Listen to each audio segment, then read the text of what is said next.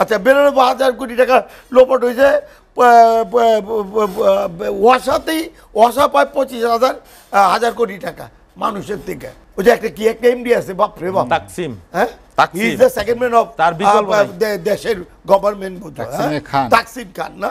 এই ভদ্রলোক তো এত কিছুর পরে ভদ্রলোকের নামাইতে পারে নাই। আলমগীর শিকদার লিটন, যেটি আনোয়ার হোসেন বলছিলেন যে রক্ষক হয়ে ভক্ষক এই ভূমিকায় অবতীর্ণ হওয়া, তাহলে বিজনেসটা থাকে, সবাই জানে ভাই। একটা কথা মনে পড়ছে, এতদিন বলতে সাহস পাইনি, আপনিও জানেন না। ওই যে কোন ব্যাংকের আমাদের ইয়ে ছিল না, বিসিসিআই প্রেসিডেন্ট হইল গোপালগঞ্জ নাকি বাড়ি, আকরাম সাহেব। আকরাম সাহেব থাকার সময় আমি ইউনাইটেড নেশনের প্রধানমন্ত্রী আকরাম সাহেব একটা টিম গেল না আমেরিকায়, প্রতি বছরই যায়, আমি সেই দাওয়াতে ছিলাম, কিন্তু আমার না প্লেনেতে নামাই দিছে। এটা ফার্স্ট টাইম আপনারা বললাম। আহা, প্লেনের থেকে নামাই, বিমান থেকে নামাই দিছে কেন? মানে ঢাকা জাতীয় বাড়ি থেকে। ইয়েস, জাতীয় বাড়ি তো সরকারের সহযোগী ছিল। আমি সাথে সাথে আমার নেতা পল্লী মধ্যে এসে বলতে ব্যাক করো, বাসার থেকে বেরোনোর সময় একটা ফোন আসছে, আপনি এয়ারপোর্টে আর যাবেন না। মানে লজ্জার কথা, সবাই সাথে বিদায় নিয়ে আসছে, লজ্জার কথা কারে বলি। এয়ারপোর্টে গেছি, প্লেনের উঠতেছি, দইটা ব্যাক করে দিয়ে গেছে, আরেকটু বাড়াবে কালে এবার লয়ে যাবো গিয়া আমাকে। এবং আপনাদের বাগেরহাটের এপিসিসিআই করে এবং বিএনপি করে বাবু, আচ্ছা ওই ভদ্রলোক, এই দুইজনের নামে লিখছিল। এই যে এই যে এই যে এই যে এই যে অবস্থা, এনে অপরাধটা কী করেছিলাম আমি নিজেও জানি না। ডিউটি আমি জাতীয় পার্টি করি, আর বাবু ছিল, বাবুরও খুব প্রবলেম ছিল, উনি আমার সিনিয়র দিকে, আমার বিসিসিআই এর সদস্য আমি। হ্যাঁ, বিসিসিআই সদস্য, ব্যবসায়ী। হ্যাঁ, আমরা যাচ্ছি ইউনাইটেড নেশনের বিষয়। হ্যাঁ, মাননীয় প্রধানমন্ত্রী তখন ছিল শেখ হাসিনা, তার টিমের সাথে বলতে কেউ খুঁজে এটা জাতীয় পার্টি, যার খরচে শেষে যায়। হ্যাঁ, এই জাতীয় পার্টি যাবো, আর ওইটা বিএনপি, ওই বিএনপি যাবো। পরে আমি বাবু ভাইয়ের সাথে দীর্ঘদিন ফোনে কথা বলতাম, মানে দুঃখের কষ্ট। আজকে ওই যে বললাম, ওই যে বেনাপোল বর্ডারের কথা বললাম না, এটা হলো port access with free of cost. এটা ব্যাংকের একটা ধারা আছে। আবারও বলি, port access with free of cost, ওইটা ট্যাক্স দিতে হতো না।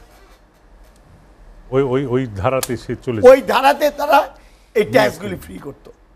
আপনি বলেন, এটা তো শুধু সরকারি কিছু সেবা পণ্য এই টাইপের কিছু বিষয় না না, ওই তো এটা ফ্রি অফ। আহা, এটাই তো গোল, সরকারি সেবা পণ্য লয়ে গেল গিয়া। কি না হয়েছে বলেন তো ভাই, কি হয় না এটা বলেন। আমি জানি না নেক্সট গভর্নমেন্ট কি এরকম হইব কিনা, শিক্ষা তো পাইতে হইব, কারণ কোনো রাজনৈতিক দল তার এটা করে নাই। 6 জন সমন্বয়ক, এরা তো এরই ভাই, আমার ভাই বা আমার ছেলে, এরাই তো মাঠে নেমে ঘটনা ঘটাই দিল।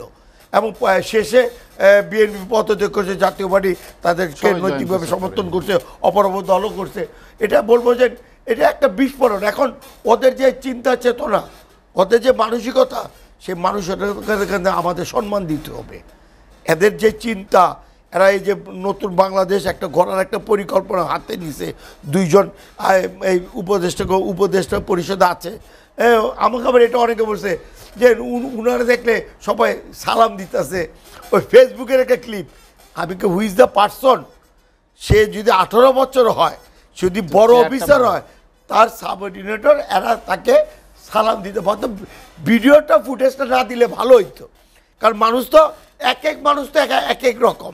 হ্যাঁ, এইটুকু যখন উনারা বড় বড় লোকরা সালাম দেয়, আরে বাবা এটা তো অফিসিয়াল ডিউটি, এটা তো অফিসিয়াল ওয়ার্ক, এটা তো বলার কিছু থাকে না, এটা প্রসেস। তো তাই আমি এই ক্ষেত্রে বলবো যে ভাই বললেন না 9 লক্ষ কোটি টাকা পাচার, 15 বছরে ব্যাংকের খাতের থেকে 92,000 কোটি টাকা লোপাট হয়েছে। সিপিডি বলছে, এটা সিপিডি বলছে না? আচ্ছা 92,000 কোটি টাকা লোপাট হয়েছে।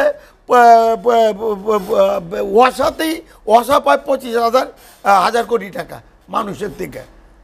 ওই যে একটা কি একটা এমডি আছে, বাপরে বাপ, তাকসিম, হ্যাঁ, he is the second man of দেশের গভর্নমেন্ট, তাকসিম খান না?